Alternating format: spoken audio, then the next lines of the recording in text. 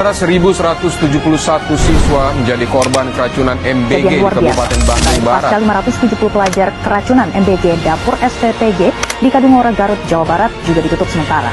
Penyebab keracunan masih menunggu hasil uji laboratorium. Dan setelah Garut, juga Kabupaten Bandung Barat, kasus keracunan makan bergizi gratis atau MBG juga terjadi di Sumedang, Jawa Barat. Lebih dari 160 siswa diduga keracunan usai menyantap MBG. Hai semuanya, kembali lagi di Ngomong Sehat bareng aku Cika, podcast yang membahas hal-hal seru dan bikin live.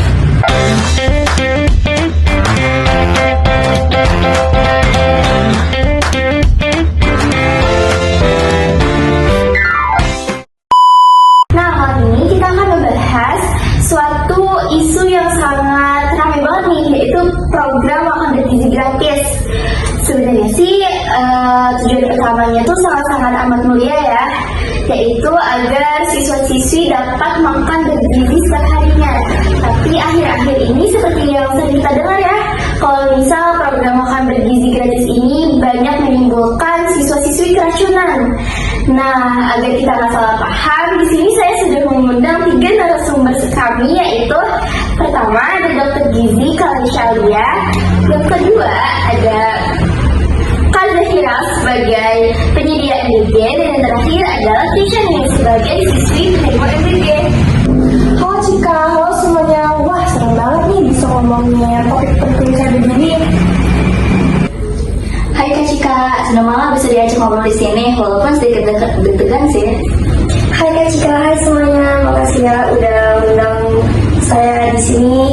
Semoga dapat pencerahan juga ya hari ini. Baik.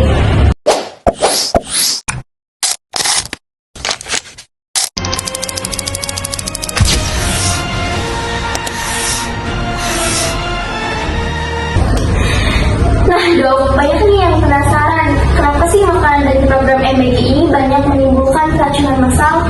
Biasanya sih karena makanannya udah basi ya. Misalnya, makanan dimasak pagi tapi baru dikirim siang tanpa penyimpanan suhu yang pas. Bakteri kayak salmonella dan E. coli itu lama-lama tumbuh kalau makanan udah didiemin dalam suhu ruang dalam jangka waktu yang lama. Berarti bukan karena menunya yang salah, tapi karena penyimpanannya. Betul banget. Bisa juga dari bahan masakan yang udah kurang segar, alat masak yang kotor, atau wadah yang kurang higienis.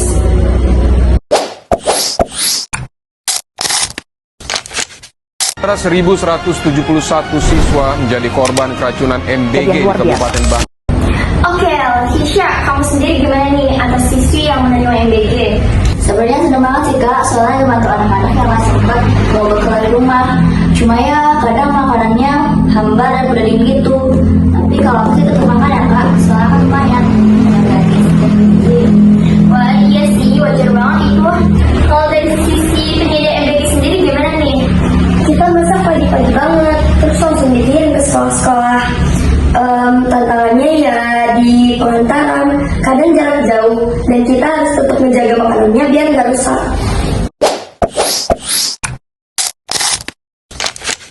Keracunan MBG di Kabupaten Bandung Barat. Pasca 570 pelajar Kak Zahira, kalau dengar ada kasus keracunan nih dari Kak Zahira dan pihak catering itu sendiri kayak gimana? Sedih banget pastinya, soalnya kami juga maunya anak-anak dapat makan sehat dan aman. Makanya kami memperketat soal kebersihan alat dan bahan. Balik lagi nih ke Dokter Kalisha. Dok, menurut dokter, pengawasan dari sekolah itu perlu ditingkatkan lagi nggak sih? Pasti perlu. Sekolah perlu kerjasama soal penyedia di dinas kesehatan dan ada kontrol berkala soal kualitas makanannya.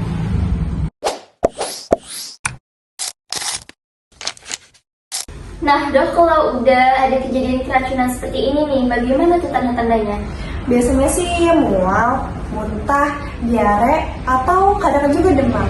Jangan lupa minum air putih kalau misalnya udah merasakan seperti itu. Dan kalau udah parah, langsung menuju ke puskesmas atau rumah sakit terdekat ya.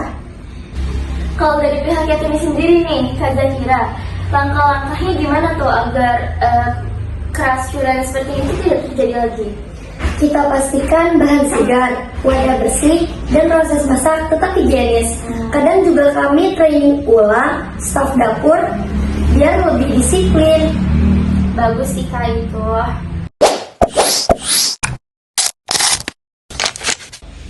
Lakeisha, harapan kamu buat program MBG ini ke depannya seperti apa nih? Aku harap sih semoga pengawasannya ke depannya lebih ketat lagi ya Kak, biar siswa makannya aman, sehat, dan tetap semangat sekolahnya. Kalau dari dokter dan Kak Zahira, apa nih pesan terakhir buat kita-kita? MBG itu sebenarnya bagus banget, asal dijalaninya dengan benar. Edukasi dan disiplin itu kuncinya. Dan kami di pihak penyedia juga berkomitmen untuk memperluas belajar dan memperbaiki kualitas. Biar gak ada kasus-kasus kayak kemarin. Nah itu dia, intinya perbuatan baik itu harus dilakukan dengan pelaksanaan yang baik juga. Terima kasih ya untuk Dr. Kalisha, Kak Zahira, dan juga adik Lakeisha. Wah, tidak terasa nih sekarang kita sudah ada di penghujung podcast. Sampai jumpa ya di Ngobrol Sehat selanjutnya. Ngobrol santai.